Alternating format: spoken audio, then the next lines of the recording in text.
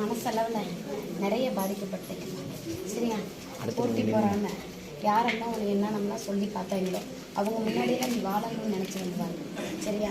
உனக்குங்கிறது உன்னை முன்ன விட்டு பின்ன பேசுகிறதுல உன்னை நினைக்கிறேன். சொந்த பந்தத்துக்கு உண்டான நிலை கூட நீ போய் நிற்கிறதுக்கு உண்டான வழி நிற்காமல் இருக்கு. சரியா? தொழிலுக்கு உண்டானதை நம்ம ஏற்றி கொடுக்கலாம்னாலும் தொழில் அந்த இடத்துல முடங்கி நிற்கிறப்பா. சரியா? முடக்கப்பட்டு 1 வருஷத்துக்கு மேலே ஆயிடுச்சு தொழிலுக்கு உண்டானது. சரியா? வந்த மனைக்கு உண்டான வேலைக்கு அந்த இடத்துல சூரசம்காரத்துக்கு உண்டானது ஒரு சின்ன வேலை ஒன்று அந்த இடத்துல நடத்திருக்கப்பா. என்னோட இடத்துல வேலை செய்கிற இடத்துல அந்த இடத்துல இருந்துச்சுன்னா இங்கே 2 பேத்துக்குள்ளார சண்டை வந்துக்கிட்டு தான் இருக்கும். இன்ன வேலை நீ ஒன்று சொல்கிறது நீ ஒன்று சொல்கிறது இந்த போட்டிக்குள்ளார தான் நிற்குது. வேலை அந்த இடத்துல எதுவுமே சரி வர நடக்கலப்பா.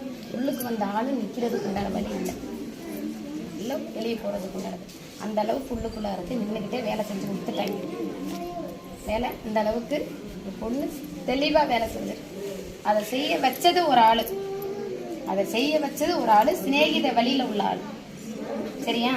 அது நம்ம கூட இருந்துக்கிட்டே வேலை செஞ்சு செய்ய வச்ச ஆள். அதனால தான் அது வந்த மாதிரி பாம்பு மாதிரி நெறிஞ்சு விட்டு போயிடுச்சு. சரியா?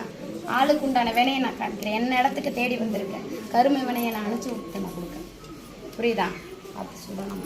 அந்த இடத்த மாற்றிக்கலாம். இடம் மாற்றிக்க. சரியா? வழக்கத்துக்கு உண்டான ஆள் இப்போ கொஞ்சம் முனக்கில நிற்கிது.